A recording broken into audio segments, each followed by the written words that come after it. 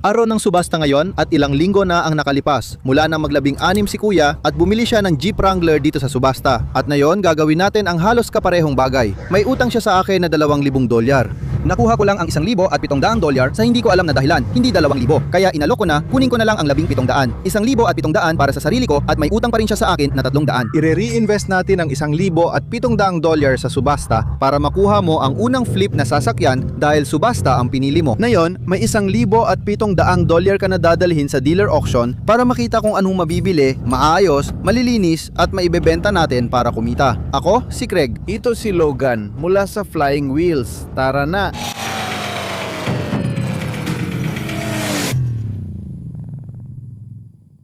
Sige, magkano ang kotse?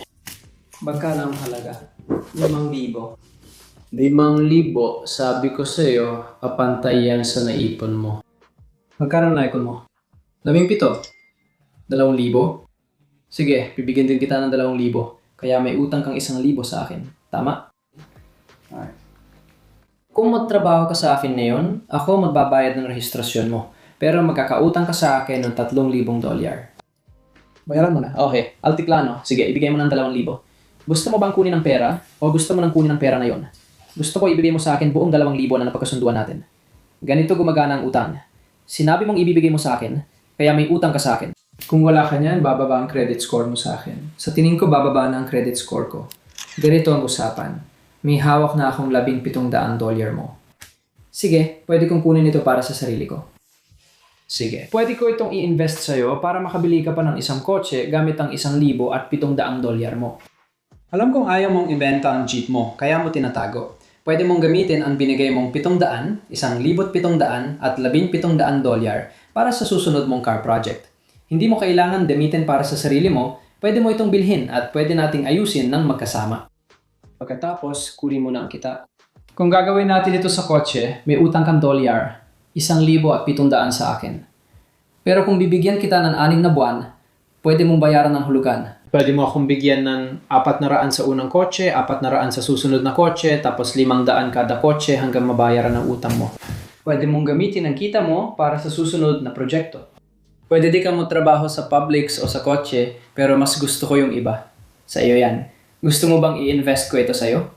Mas gusto kong matutong magsimula. Sige. Bibili tayo ng kotseng ayusin sa auction. Tingnan natin ang mga options, okay? Oh.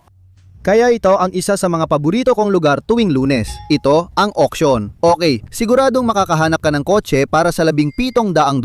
Pero kailangan mong mag-ingat sa pipiliin mo. Yung Kia pwede siguro. Yung Altima pwede rin siguro. Yung Sentra, Hyundai at BMW pwede rin. Pero may kanya-kanyang problema kaya bantayan mo. Piliin mo yung gusto mo. Tulad dito, ayaw natin ng ganyang bumper. Malaki ang chance na sira ang transmission ng Sentra. Yung Hyundai malamang mausok. Yung BMW, ayaw mo talaga. Limitado ang budget mo, kaya hindi pwedeng mapunta ito sa maling bibilhin. At sa totoo lang, hindi ang gusto mo ang tinitingnan mo, kundi ang gusto ng mamimili. Kagaya nito, 2013, 200 at 7,000 milya, malamang ayaw mo kasi basag-basag na. Pero gusto yan ng mga landscaper, pintor, tubero, kaya madaling ibenta. Ngayon, lahat na nga sa ganitong presyo ay ibebenta ng as is, red light. Kaya kung ano man ang mangyari, kung ano man ang sira nito, responsibilidad nating ayusin. Yung mga unang kotse ay talagang pasok sa budget mo. Tingnan natin yung Chrysler 300 mga Hyundai, tapos dumiretso tayo sa linya doon para makita kung anong meron. Isang 2006 Chrysler, 300.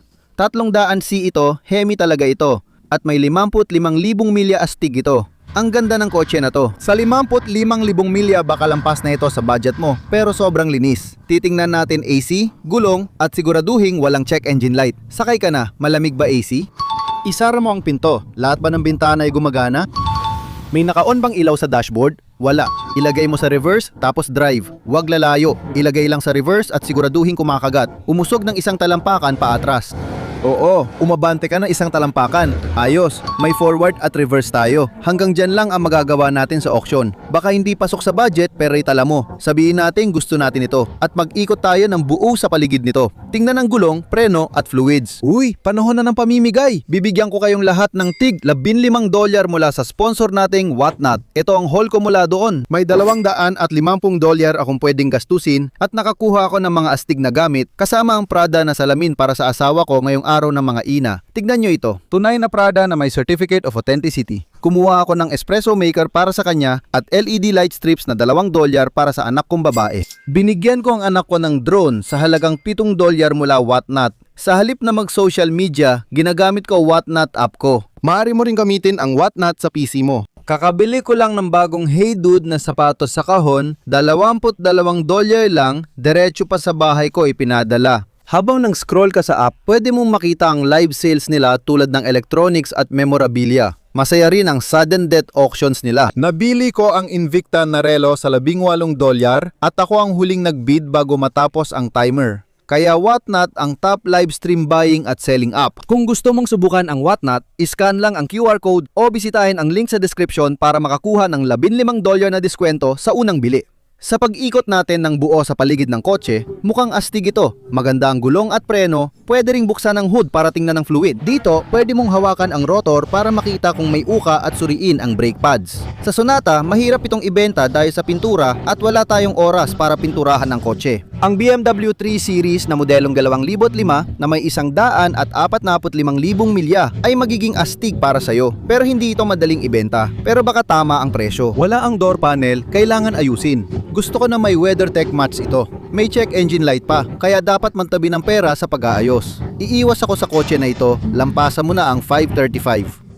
Pwede ito, ang Sonata. Hindi ko bibilin ang alinman doon. Pasok din sa budget mo itong Sonata. 2,010 ito na may 132,000 milya. Kailangan lang palitan ng headlight. Maganda pa ang mga gulong. Maraming brake dust, kaya baka kailangan ng bagong preno o nag-a-adjust pa ito. Kupas ang pintura sa salamin. Suriin ang aircon, katukin ang bintana, buksan ang pinto, at tingnan kung malinis ang loob.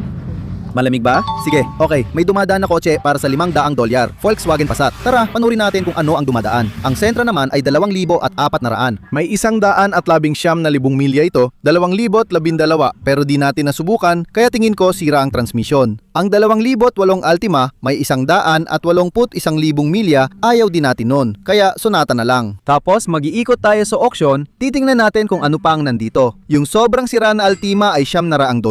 Ayoko namang ayusin yun. $800 yung 2010 Sonata, 1600 naman. Alam natin na may mabibili kang kotse sa budget mo, tulad ng 2010 Sonata na may 132,000 milya. Maganda sana yon, pero mag-ikot ka pa. Kung labas na sa budget, wag na. 2011 na may 100 at 21,000 milya. Baka lampas na sa budget pero pwede tingnan. Jeep Wrangler, hindi. Nagtataka ako kung mabebenta ng 8,000.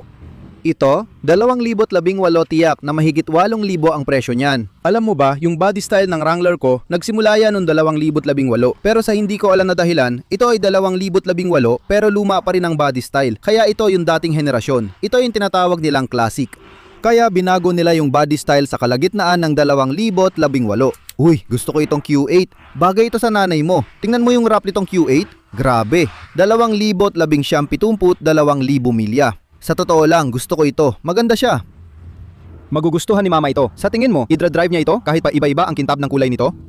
Sa tingin ko, hindi. Rap OG Raps magaling. OG Raps. Naamoy mo bang amoy aso? Ako, naamoy ko. Isuksok mo ulo mo dyan. Yun ba yon? Hindi ko sigurado, pero malakas talaga ang amoy ng aso na nanggagaling kung saan. Amoy alagang hayop. Nandito ako last week. Ako ang highest bidder sa Silverado na ito. Pero may misfire at siguradong kailangan ng cam o lifter. Mga 5,000 ang gasto sa pagpagawa. Bago at amoy, bago ang truck. Agad itong nagsimula.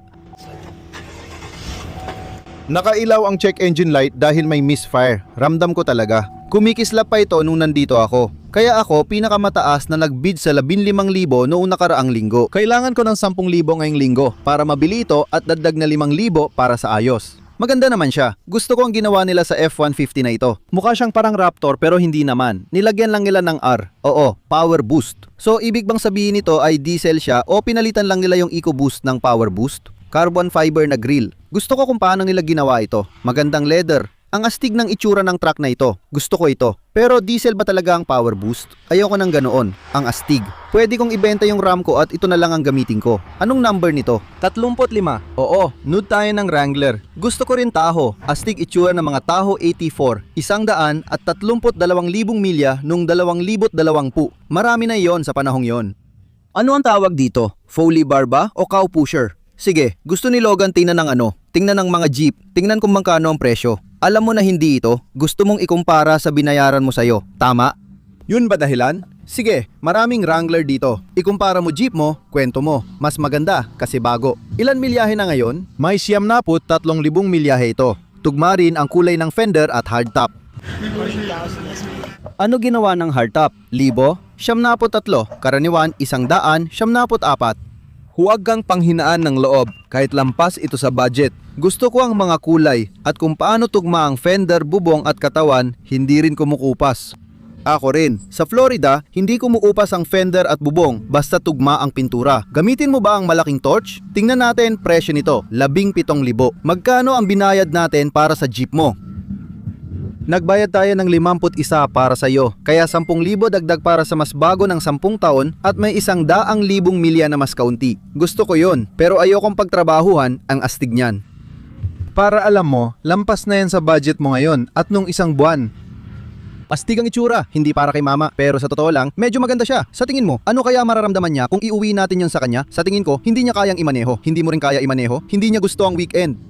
Oo, tama ka. Balikan natin yung Tahoe 84, gusto ko talaga yon. Sa biyahe, may nakita si Logan na 2 Wrangler. Kagaya ng sinasabi ko, bagong body style, makikita mo na nasa fenders na ang mga indicator. Kaya ito na ang mas bagong body style. Tapos sa tingin ko, nung 24 o 25, pinalitan nila ang grill. Pero lahat ng iba pareho pa rin. Astig pa rin ang itsura. Ganyan ang itsura kapag natanggal ang fender. Pero madali lang palitan ng mga ito. Medyo nakakabaliw. Baguhan ako. Gusto ko yan. Medyo mura lang talaga ang mga yan. Itong tablet na display, mabibili mo sa Amazon at mura lang. Oo, kung gusto mo. Gusto mo ba aux cord mo? Konti lang kalawang sa frame. Kailangan niya ng bagong gulong. Yung sayo ba moto metal? Kung bibili ka ng Wrangler, tela ang bubong, di ba? Gusto mo yung tela, yung soft top. Ito ay premium soft top kumpara dito na vinyl soft top. Hawakan mo ito, vinyl ito.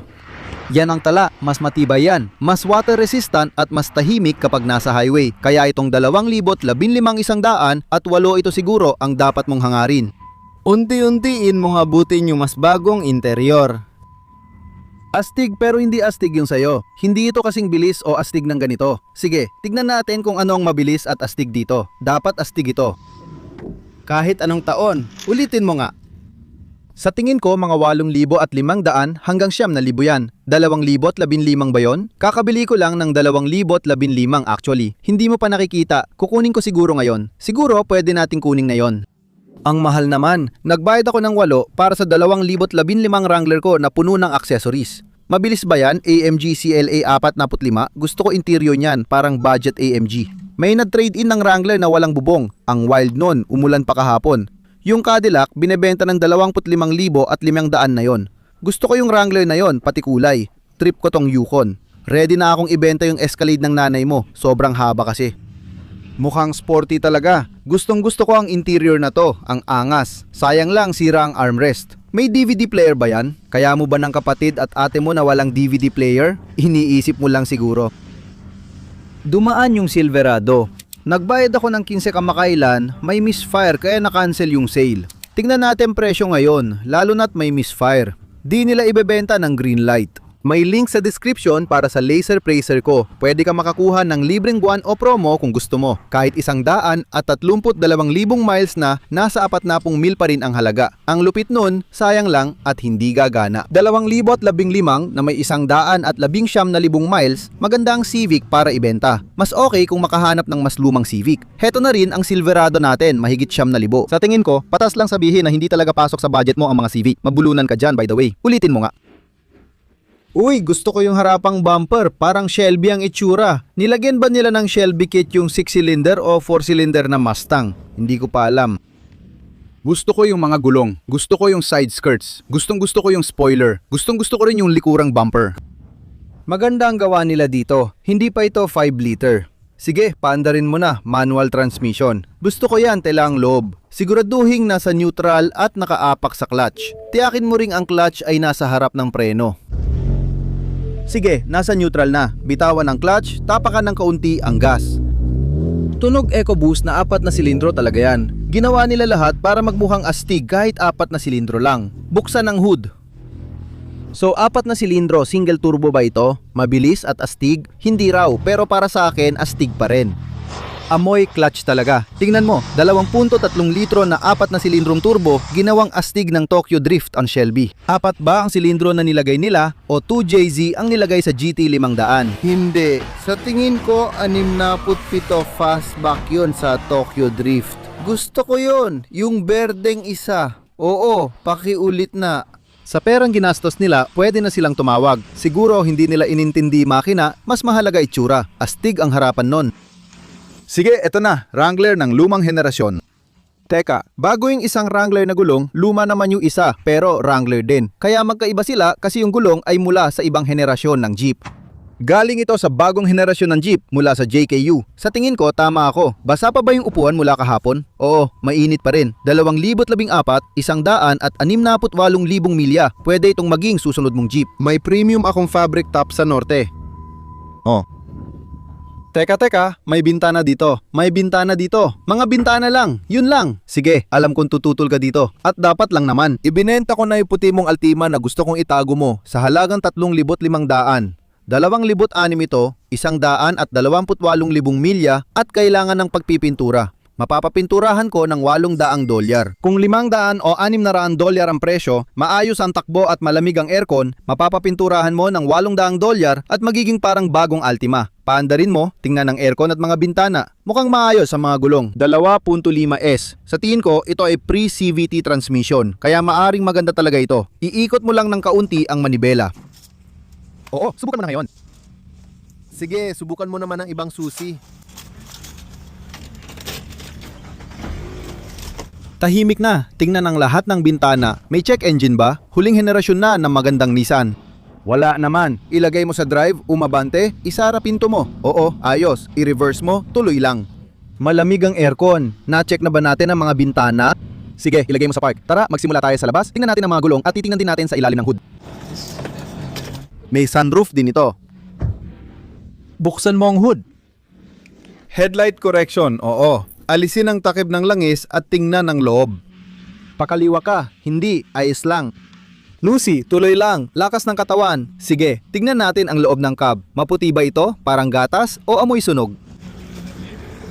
Hindi ako makapaniwala na naniwala ka doon.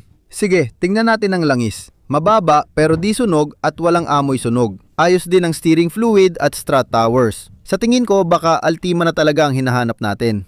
Mga $500 o $600 ang gastos dyan. Nakakainis kasi maayos pa pintura pero parang may nag-spray paint sa lahat. Kaya ito ay murang spray paint at pininturahan nila ng spray paint ang buong kotse mo. Kaya makikita mo kung bakit parang natutuklap ang clear coat. Gusto ko sanang sabihin na pwede nating gamitin ang goof off o armor all para matanggal yung lumang pintura. Ibig kong sabihin goof off o reducer pero hindi gagana. Paano kung magbayad tayo ng 650? Pwede bang magbayad ng ano? 800 para ipapintura ito? Eto. Pasok sa budget. Anong taon at ilang milya? 2,600 at 20,000 milya. Siguradong 3,500 ito kung malamig ang aircon at bagong pintura. Hihingi ako ng 4,000 pero magagastos lang tayo ng wala pang dalawa basta walang sira sa preno, tie rods o ball joints. Pipiliin ko ito at sasabihin kong 800 o mas mababa pa. Dapat atin na ang kotse na ito. Ayan na siya, papunta sa WRX. 24 aabot ng 30,000. Maganda ang panlasa mo. Kailangan mong mas doble ang trabaho pare. Kung ako ang bibili, ito ang pinakahinahanap ko. Hindi ito masisira. 1,976 Jeep Grand Cherokee Laredo. 134,000 milya. Walang problema kung 5.2 V8 o 4 litro inline 6-man ito. Para sa akin, ito ang pinakamagandang sasakyan ng Mopar na tumutukoy sa Jeep. Umaabot ng 300,000 milya gamit pa rin ang original na makina at transmisyon. Maganda pa nung 1,976, komportable at malakas pero medyo wasak sa likod. Anong makina ito? Siguradong ma-appreciate ito ng kaedad ko. Grabe, ang dami ng balahibo ng aso na yan. Sa tingin ko, iiwasan muna natin. Pero kung matanggal ang balahibo ng aso at gumagana pa, panalo na to para sa amin. Gusto ko to para sa sarili ko. Siguro, bibilin ko na lang. Sana gumagawa pa rin sila ng ganitong kotse. Dati, ang mga kotse ay madaling ayusin. Tulad nitong sasakyan, pwede mo lang ayusin ang mga sira at tatagal na siya. Pero ang problema ngayon, ang mga kotse ay parang palitan na lang. Hindi mo na madaling ayusin ang headlight o taillight dahil LED at digital na lahat. Sa mga ganitong kotse, bibili ka lang ng pyesa at papalitan. Kaya noon, tumatagal talaga sila. Hindi na pwede yan sa mga kotse ngayon. Gusto ng Jeep at Ford na bumili ka ng bagong kotse kada 10 taon, ayaw nilang inaayos mo lang ang kotse sa loob ng 15 o 20 taon kasi walang kita sa kanila. Oo, 300 at 92, dalawang Super B Civic, pwede ito. Malamang mas mahal pa ito sa budget mo. 2007 na Civic, 106,000 milya na. Oo, mas mahal pa ito kaysa sa kaya mo. Sa tingin ko, sinasabi ng mga gulong na hybrid ito. Hybrid ba? Mukha nga.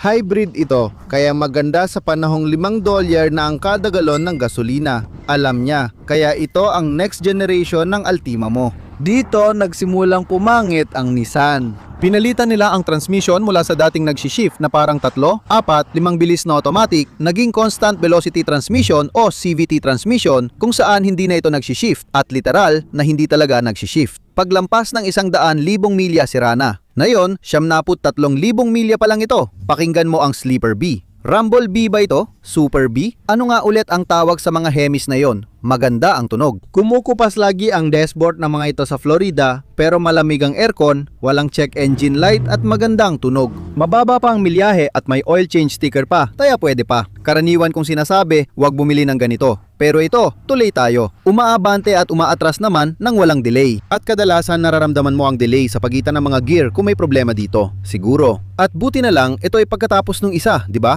Hindi, tingin ko ito ang nauuna bago yung itim. Naku! Ang pag-polish ay makakapagpasigla ulit nito. Ayokong malugi ka sa unang bili at benta, pero baka ito na ang muling kotse sa budget mo. Tara na at tingnan natin kung ano pa ang dadaan. Nakikita ko ang Jeep Patriot. Nasa mahirap tayong price range. Alam kong tinitingnan mo lagi ang Jeep. Makakarating din tayo sa Flip Series at mas magagandang kotse pero hindi pa ngayon. Mahirap talaga ang price range mo ngayon. Kahit Hyundai Tucson, may maririnig kang tiking. Oo, iwasan mo sila. Pwede ang Jeep Compass o Patriot, depende sa taon. Pero kailangan muna nating maranasan ng palpak bago ang magaganda. Anong mas maganda kaysa sa Lemon, Dayap, Kahel? Hindi ko alam. Compass 2016 ito, 100 at 57,000 milya na. Pwede pa, pero kung titingnan ang wear bar ng gulong, baka kailangan palitan. Maayos ang preno at malamig ang aircon. Pasok sa budget pero may check engine light at baka marami pang kailangang ayusin. Baka matrabaho nga, gaya ng sabi mo. Ang mga gulong ay 400 hanggang $500 agad. Dagdag pa kung ano man ang dahilan ng check engine light. At malamang, nasa tuktok na ng budget mo yan sa kasalukuyan. 15,000, nandyan na tayo. Nampas 2,000 na ulit sa malas. May 2 Wrangler tayong dadaanan, yung mas bago. Magkano isa? Wow, kailangan itong palitan ang 2 bagong gulong sa likod na talagang delikado. Hindi tugma ang mga gulong na yan sa harap. Ibig kong sabihin, magkapareho naman sila ng axle. Pero kailangan mo pa rin kumuha ng 2 bagong gulong sa likod. So yung pulang Altima ang mauuna bago yung itim mo sa kasama ang palad. Sa tingin ko, pasok pa rin ito sa budget mo. At siguro sulit pa rin subukan. 15,000, 16,000, 1,500, 1,600, 1,700, 1,800, 1,800. Ay teka, binabawi ko na. Bilhin mo pa rin at dito na natin puputulin. Ngayon, ang pag-asa natin ay nasa itim na Altima. Lumampas tayo sa budget kaya kinailangan kong umutang para sa kotse at doon nagsimula ang negosyo ko. Hindi natin nakuha ang Altima pero dadaan pa rin yung itim na Altima. Pasok pa rin yan sa option mo pero ito ang magandang piliin. Ulitin mo yung L. Oo, sigurado ako. Ang bilis nam nun. Sige, magkano nabenta yung pula na Altima? Ano? Tumingin ka. 21. 21, 2,000 at 100. So lumampas na tayo sa budget natin. At pagkatapos nun, ano ang sumunod? Hybrid Civic. Hybrid Civic ang sumunod. Civic, ang best kotse para sa flipping kung makukuha ng mura. Pero bihirang mangyari yon. Hindi talaga mura ang Civic, pero kami, nakuha namin. Nagawa ninyo? Oo, ang galing. Lahat ko. Kaya nakuha namin itong Honda Civic, 2007 na modelo na may 100 at 6,000 milya hybrid pa. Noong 4 kada galon ang gasolina, nakakuha kami ng malinis na automatic na hybrid na Civic. Ang weird. Para sa 2,000, ayos yon. Kaya magkakautang ka sa akin ng 300 plus kung magkano man ang fee, okay? Kaya pwedeng 400 o $500. Pero kung magkano man ito mabenta, Kunin mo ang pera at bayaran mo ako, ha? Ang punto, mabebenta talaga to sa ganong halaga. Kaya pinautang na kita ng isa, 1,700 plus dagdag gasto sa kotse na to. Kaya kailangan mo akong bayaran ng 22 o 2300. Pero kung mabenta ito ng 4 o 4,000 at 400, iyon na lahat ng tubo. ang Civic, mabebenta mo to bukas.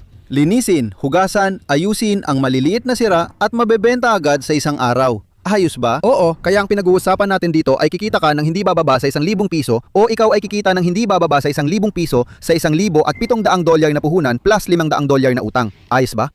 Ito na ang susunod mong proyekto. Maliban kung gusto mo yung Altima, baka 500 lang yon sa tingin ko. Dapat pa rin nating bantayan ang Altima. Panalo na to, tingnan natin yung Altima. Para maibaba ko to at lagyan ng kung ano-anong sticker sa harap, parang tunay na 16 na taong gulang kung magsalita. Joke lang, hindi ko gagawin, panatilihin sa stock. Palakihin kita mo, yung alternator nasa 900. Kumukurap ba ako?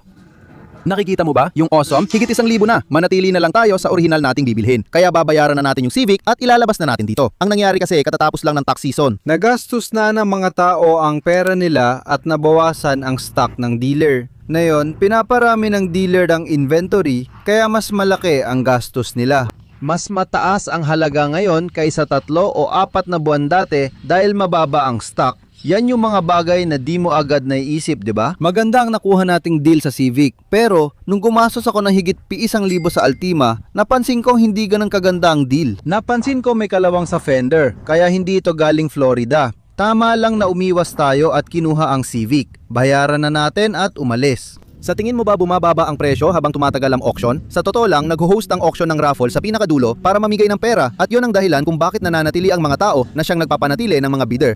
Mas malaki pa rin ang kinikita nila kaysa sa binibigay nila kaya nananatili ang mga tao. Gusto ko makita yung Audi at Mustang na dadaan, Alima 2018 Alima. Naalala mo nung sinabi ko kung gaano kaganda ang Grand Cherokee? Alam na marami na kahit lagpas 2,000 ang Grand Cherokee na walang aircon at puro balahibo ng aso, mataas pa rin ang presyo nito. Ganyan kaganda ang sasakyan noon, 30 taon na ang nakalipas. Sige, ilabas na ang kotse mo. May Jeep Liberty dun, 2008, 100 at 60,000 milya binebenta ng 1,500 pero kailangan ng alternator. Di mo ba inasahan na aabot ng 2,000 ito? Hindi ko akalaing ang ordinaryong Civic na may 200,000 milya ay umaabot ng 2,000. Kaya yung Zero Pito Civic na 200,000 milya palaging 2,000 sa auction. Ininom lang natin yon. Nakapili tayo ng isang hybrid na kalahati lang ang tinakbo. Para sa akin, hybrid ang pinakamagandang teknolohiya. Ayoko ng electric na sasakyan. Para sa akin, astig ang 4 na silindrong hybrid na kotse. Makakakuha ka ng 40 hanggang 50 milya kada galon sa mga ganitong sasakyan. At panalo talaga to. Tapos na ang auction, may 08 Jeep Liberty na 100 at 60,000 milya at kailangan ng alternator. Nabenta ito ng dolyar 1,500. Sulit na deal ito. Aksidenteng napindot ko pala ang trunk button mula doon sa malayo at bukas na ngayon ang trunk. Wow, ang layo ng abot. Ikaw ang may karanghalan. Paandarin mo na at tingnan natin kung lemon o lime ito. Baka yan na ang bagong kasabihan. Mukhang yan na ang catchphrase natin sa YouTube. Lime ba o lemon nakuha natin? Oh, may check engine light na, hindi naman dati. Dapat sana pumunta tayo dito na mas maaga para ma-test drive at ma-scan lahat ng sasakyan gamit ang scan tool natin. Pero pareho tayong abala kaninang umaga kaya wala sa atin ang maagang nakarating. Ang sikreto ay pumunta ng maaga para matingnan lahat ng sasakyan, malaman ang binibili at makapag-test drive ng mas malayo. Dali natin ito sa Jeep at tingnan. Malamig agad ang AC. Lahat ba ng bintana gumagana?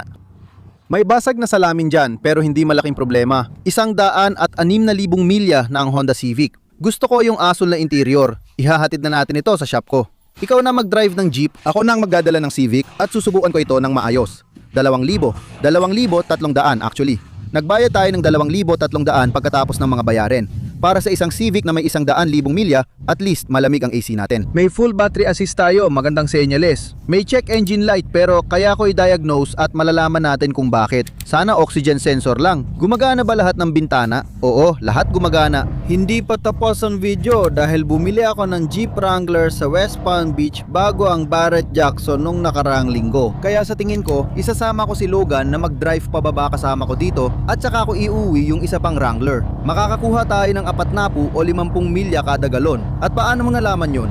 Sa tingin ko, 3 kapat pa ang gasolina. Dadalhin natin ito sa West Palm, kukunin ang Jeep Wrangler at susubukan din yon. 2 video sa isa ngayon. Subukan natin pumunta sa shop ko. Tapos punta tayo sa West Palm Beach. Ikaw magda-drive pa West Palm, tapos pwede mo ring i-drive pa balik at ako naman sa Jeep. Kailangan ko sa gym ng alas 6. Ikaw naman sa soccer ng alas 6 yung medya. Aabot tayo pareho. So lumabas ang hybrid na ito. 2007, tama? Oo. Matagal na palang gumagawa ng electric cars. Akala ko si Tesla ang nauna. Si Tesla ang nagpasikat at ginawang tanggap ang electric cars para sa 50% ng bansa. Pero yung kalahati ayaw pa rin sa kanila.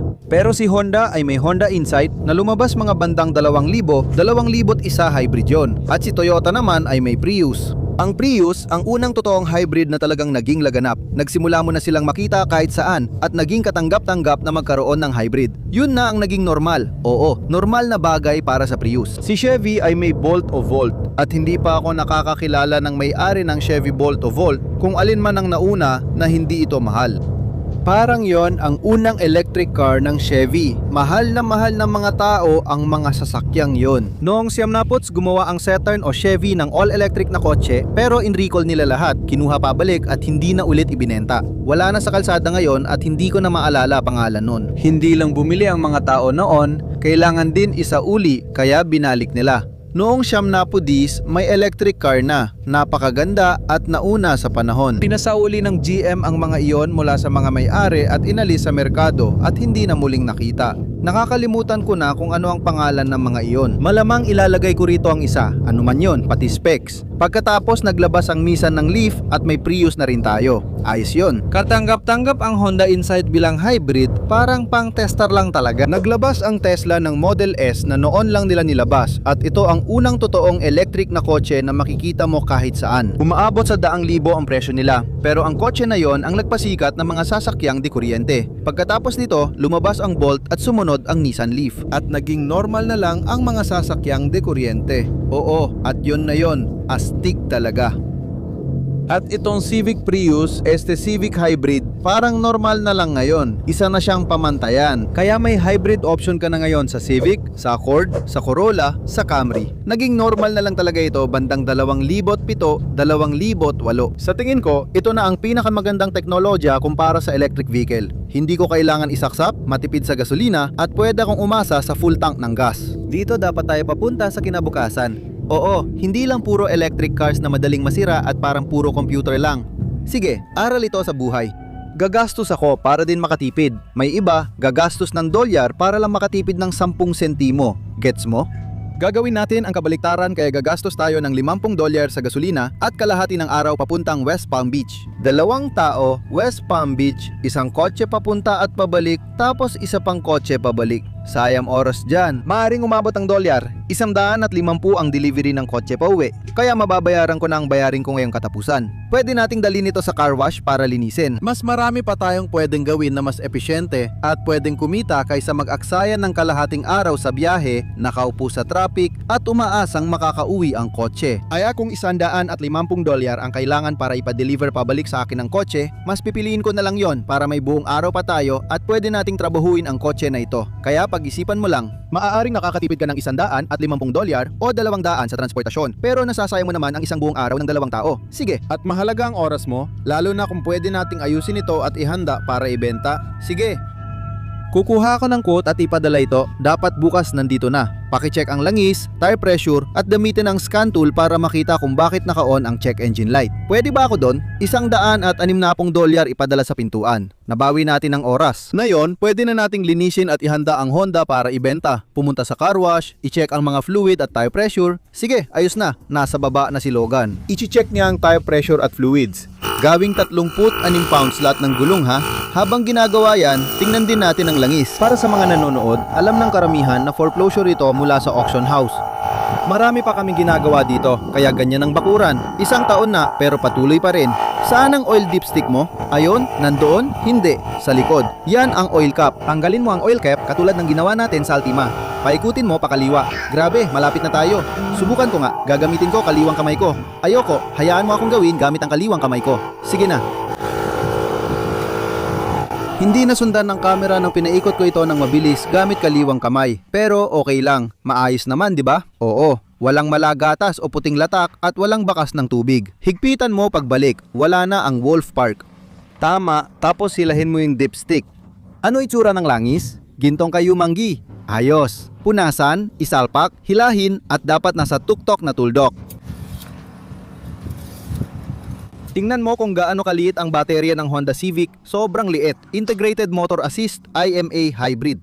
Ayos na ayos yan. Hindi na pwedeng mas ayos pa. Mamamatay na siya. Ayos. Swak na swak. Pati yung washer fluid. Sakto rin dyan. Tapos titingnan natin dito, yung brake fluid mo. Ayos ang brake fluid mo. Malamang electronic power steering ito. Hula ko lang. Kaya siguro wala ako nakikitang power steering reservoir. At huwag mong bubuksan ito kapag mainit. Dahil kakatakbo lang ng kotse, hindi ko muna bubuksan yan para tingnan ang level ng coolant hanggat hindi pa malamig ang kotse. Sige, ilagay mo ang wolf box mo sa lahat ng gulong, tapos ikakabit natin ang scan tool ko para malaman bakit nakailaw ang check engine. Pakiulit? Oo, ginagawa nila yan. Ikabit mo na. Maganda ang mga gulong ng kotse na to.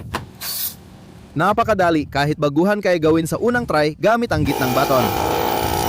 Sige, kunin mo ang scan tool sa likod ng bag ko. I-on mo ang susi sa position 2. Ito ang para sa running at may kuryente na tayo. Ang position 3 ay para sa start. Hanapin ang OBD port sa ilalim ng dash. Kailangan kong tumayo at tingnan. Sige, subukan mo. Sa tingin ko, oo. Lahat ng sasakyan mula 1,900 pataas ay may OBD2 port. Buksan ang pinto at hanapin ito. At palaging may kakaibang lugar kung saan nila nilalagay yon. Tulad ng sa likod ng ashtray sa isang Honda Accord mula 1,996 o kung ano paman. Kaya malamang may kakaibang pwesto rin dito sa sasakyan na to. Ano ang DLC? Heto na. Katabi lang ng gasolinahan, dito natin ikakabit. Grabe naman. Pahilis ito. Sige, nakakabit na. Welcome sa pag-zoom in sa mukha ko. Halika dito, bilisan mo. Na yan na nakakabit na, kusa na itong bumubukas kasi naka-on ang kotse. Hanapin na natin ang kotse ko, tingin ko nasa pinakadulo yon. Heto ang mga susi. Hindi ko sinasadyang gumawa ng bagong hamon. Dumiretso ka lang, oo. May hamon ako para sa ating dalawa. Sasabihin ko sa'yo mamaya. Kaya nga sinabi ko na hindi ko sinasadyang gumawa ng hamon para sa atin at ang hamon ay kung ano ang mabibili natin sa $2,000. Well, bumili ako.